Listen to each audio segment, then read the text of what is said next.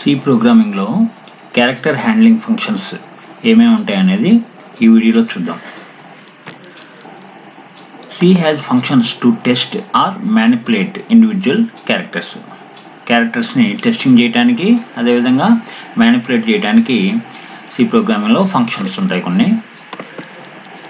The functions are all defined in the C type dot H header file. ఏ header ఫైల్లో ఉంటాయి ఆ functions అంటే సి టైప్ డాట్ హెచ్ అనే header ఫైల్లో ఉంటాయి. కాబట్టి మనం క్యారెక్టర్ హ్యాండ్లింగ్ ఫంక్షన్స్ ఒక ప్రోగ్రాంలో యూజ్ చేస్తున్నాం అంటే మనం సి టైప్ డాట్ హెచ్ అనే హెడర్ ఫైల్ని ఇంక్లూడ్ చేసుకోవాలి. ఈ విధంగా ఆ ప్రోగ్రామ్ పైన #include c type dot h అని రాసుకోవాలి. So testing functions, manipulative functions రెండు రకాలు ఉంటాయని చెప్పాం కదా. సో వాటిలో టెస్టింగ్ ఫంక్షన్స్ ఏంటో చూద్దాం. ఫస్ట్ వచ్చేసరికి ఈజ్ ఆల్ నమ్. ఓకే, ఈజ్ ఆల్ అంటే ఏంటంటే ఆల్ఫాబెట్, నమ్ అంటే నంబర్. ఒక క్యారెక్టర్ అనేది ఆల్ఫాబెట్టా నంబరా, ఆల్ఫాబెట్ ఆర్ నంబర్ అనేది చెక్ చేయడానికి మనం ఈజ్ ఆల్ నమ్ అనే ఫంక్షన్ ఉపయోగిస్తాం. ఎట్లా ఉపయోగిస్తాం ఇక్కడ చూడండి. ప్రోగ్రాంలో #include stdio.h, #include ctype.h. ఇక్కడ ఇంట్ మెయిన్ ఒక క్యారెక్టర్ వేరియబుల్ తీసుకున్నా. ఎట్లా తీసుకున్నా, క్యార్ ch ఈక్వల్ టు ఎస్ అనే క్యారెక్టర్ని అసైన్ చేసా. ఇక్కడ is al num of ch. Okay, ఆ ch అనే వేరియబుల్కి అసైన్ అయిన క్యారెక్టర్ అనేది ఆల్ఫాబెట్ ఆర్ నంబర్ కనుక అయితే దాని వాల్యూ నాట్ ఈక్వల్ టు 0 వస్తుంది. ఓకే, సో నాట్ ఈక్వల్ 0 వస్తే given character is alphabet or number. ఒకవేళ 0 వాల్యూ వచ్చిందంటే given character is not alphabet or number. So ఈ ప్రోగ్రామ్ను ఒకసారి మనం ఎగ్జిక్యూట్ చేద్దాం. సో ఇక్కడ నేను ఆన్లైన్ కంపైలర్ తీసుకుంటున్నా ఈ ప్రోగ్రామ్ ఎగ్జిక్యూట్ చేయడానికి. programiz.comలో ఆన్లైన్ కంపైలర్ ఉంటుంది సి ప్రోగ్రామ్కి. సో ఆ కంపైలర్ తీసుకున్నా. దీంట్లో మనం ప్రోగ్రామ్ రాసి ఇక్కడే మనం అవుట్పుట్ చూడొచ్చు. ఓకే, సో ప్రోగ్రామ్ రాద్దాం. ఇక్కడ #include stdio.h. తర్వాత క్యారెక్టర్ ఫంక్షన్స్ యూజ్ చేయాలంటే #include ctype.h అనే హెడర్ ఫైల్ని ఇంక్లూడ్ చేసుకున్నాము. తర్వాత void main, తర్వాత ఒక క్యారెక్టర్ వేరియబుల్ తీసుకున్నా ch అనే వేరియబుల్. దానికి ఏం వాల్యూ అసైన్ చేసా, ఎస్ అనే వాల్యూని అసైన్ చేశాను. సో ఇక్కడ మనం ఏం చెక్ చేయాలి, if is al num of ఆ variable name not equal to 0, not equal అంటే exclamatory mark equal to, not equal to 0 కనుక అయితే printf the character is alphabet or number.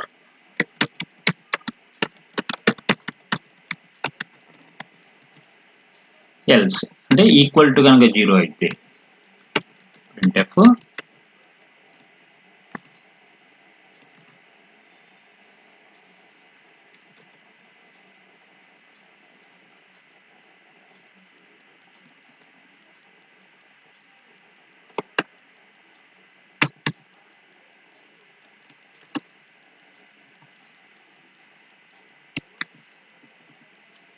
the character is not alphabet or number.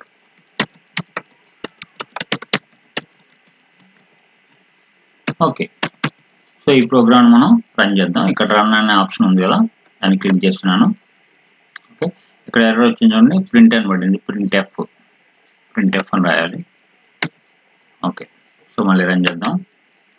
Okay, the character is alphabet or number. ఎందుకని s అని ఇచ్చాం కాబట్టి అది alphabet or number అనేసి వచ్చింది. Suppose ఇక్కడ నేను నెంబర్ ఇచ్చాను అనుకోండి, నెంబర్ ఇచ్చినా కూడా అది నెంబరే కాబట్టి మనకి the character is alphabet or number అనే వస్తుంది. అదే ఇక్కడ నేను నెంబరు ఇవ్వకుండా ఆల్ఫాబెట్ ఇవ్వకుండా సపోజ్ పర్సంటేజ్ అని ఒక సింబల్ ఇచ్చా, ఇప్పుడు ఏమొస్తుంది చూడండి, the character is not alphabet or number. అంటే మనం ఇచ్చిన క్యారెక్టర్ అనేది ఆల్ఫాబెట్ కాదు, నెంబరు కాదు అనేసి వచ్చింది. సపోజ్ ఇక్కడ నేను ప్లస్ అనే సింబల్ని ఇచ్చా. Okay, the character is not alphabet or number.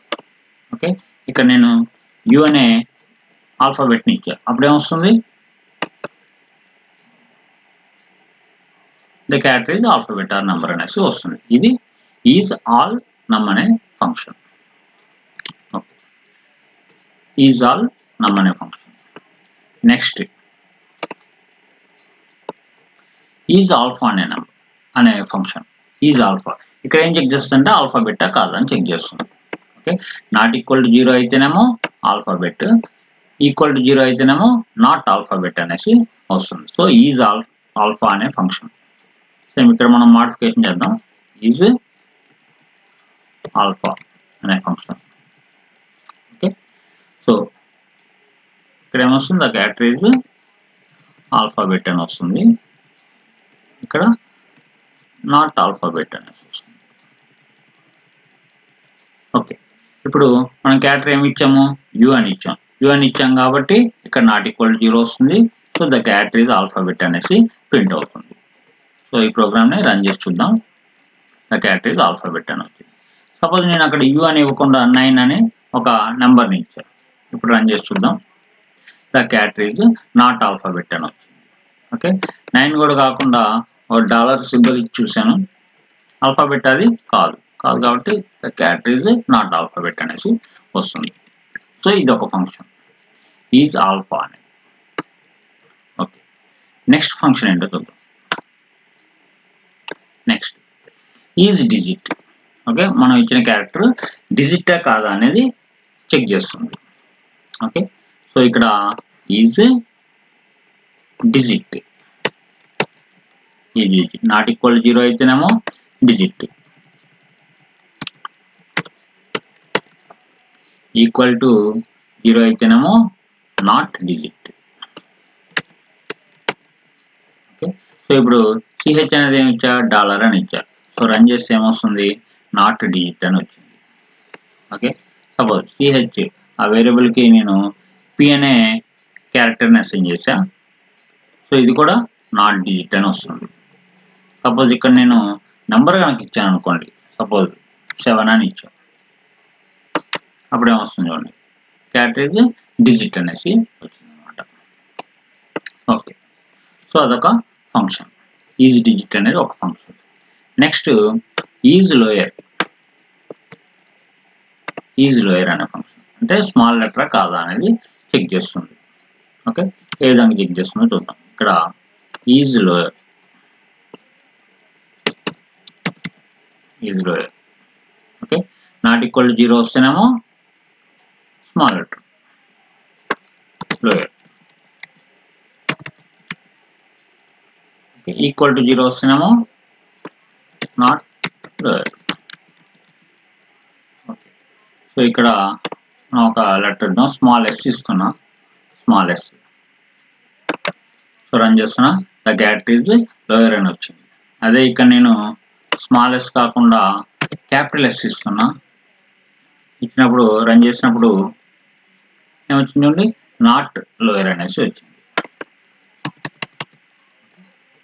Run చేస్తే ఏమొచ్చింది, నాట్ లోయర్ అనేసి వచ్చింది. సో అది ఈజ్ లోయర్ అనే ఫంక్షన్. అదేవిధంగా మనకి ఈజ్ అప్పర్ అనే ఫంక్షన్ కూడా ఉంటుంది. ఈజ్ అప్పర్ అంటే క్యాపిటల్ లెటర్ కాదా అని చెక్ చేస్తుంది. సపోజ్ ఇక్కడ ఈజ్ అప్పర్ అనే ఫంక్షన్, నాట్ ఈక్వల్ టు 0 వస్తేనేమో అప్పర్,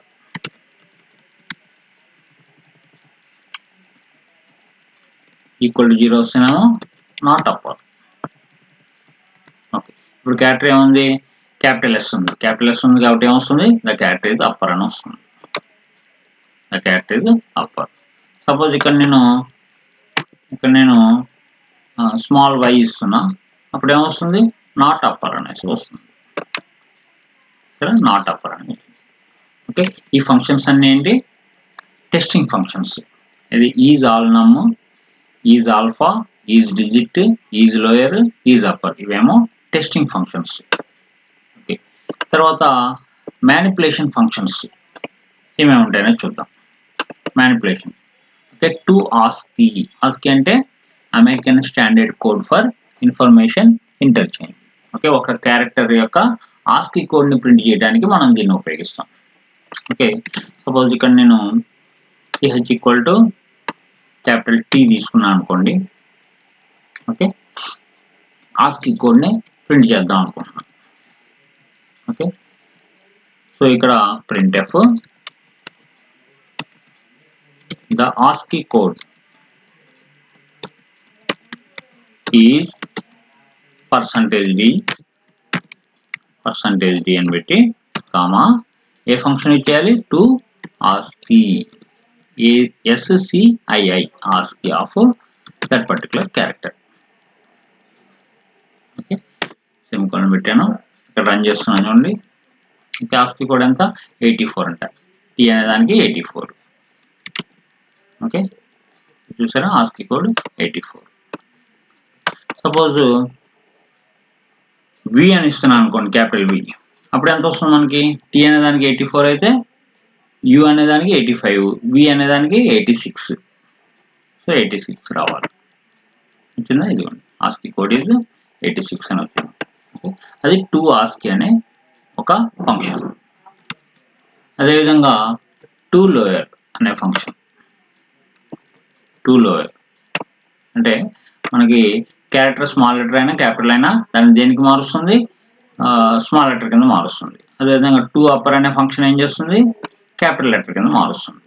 ఓకే, అది కూడా మనం ఎగ్జాంపుల్ తీసుకున్నాం. సపోజ్ ఇక్కడ క్యాపిటల్ వి తీసుకున్నాము.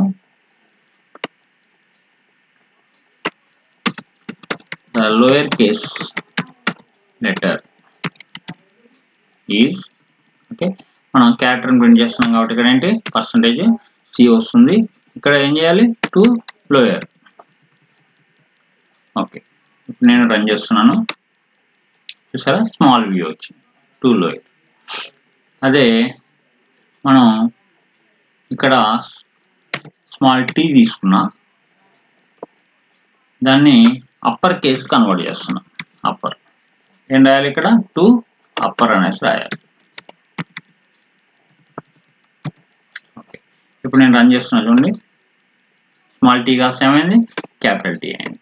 ఓకే, అది to lower to upper. So to ASCII అనేది, టు లోయర్ అనేది, టు అప్పర్ అనే ఫంక్షన్స్. ఈ మూడు ఫంక్షన్స్ మ్యానిపులేషన్స్ ఫంక్షన్స్. ఓకే.